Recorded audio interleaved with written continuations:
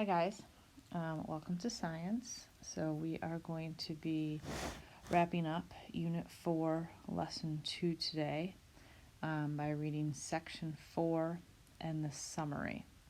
So hopefully you are in TCI. We're going to go to text with notes, and then in the section box we're going to choose Section 4 by clicking on that arrow. Section 4. We're going to read Section 4, and then you are going to be responsible for completing the check for understanding. There are 4 slides that you'll need to take a screenshot of and post in Seesaw. We are also going to be reading the summary page, or the summary section, which will just wrap up everything that we have learned about in this lesson. And then you'll also need to do this check for understanding with just the vocabulary. I am going to go to Notability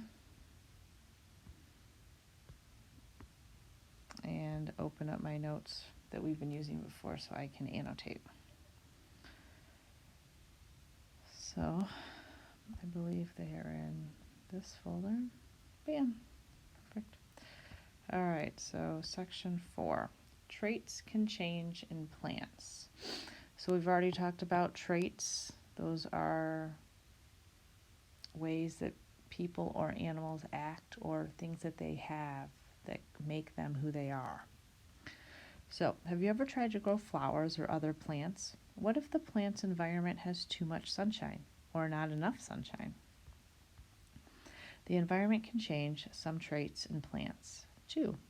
Plants that get dried out from too much sunshine may turn brown. Plants that do not receive enough sunshine may change color. A plant's color is a trait that can change. The environment can change a plant's color. So the environment is responsible for changing some traits in plants. Color is one of these examples.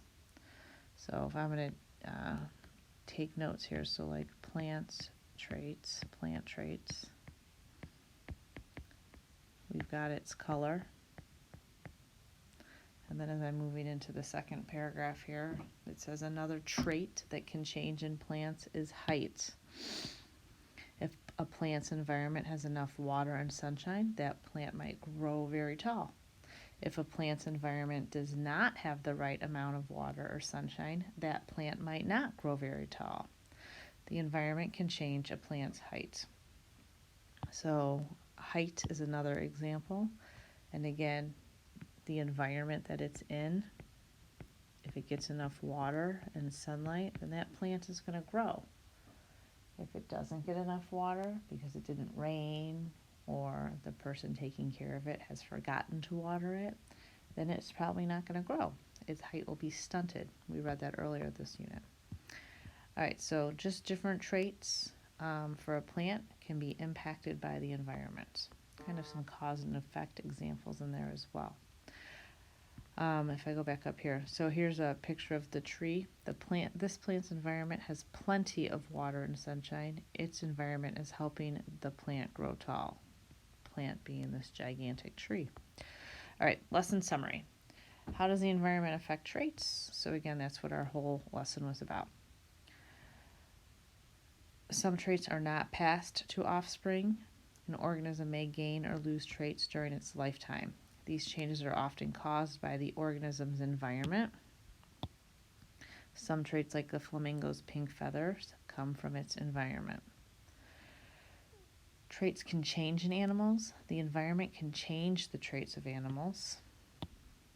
A scar is one example of a trait caused by an animal's environment. Some animals can also learn new behaviors. These behaviors are traits the animal was not born with. The animal learned from its environment.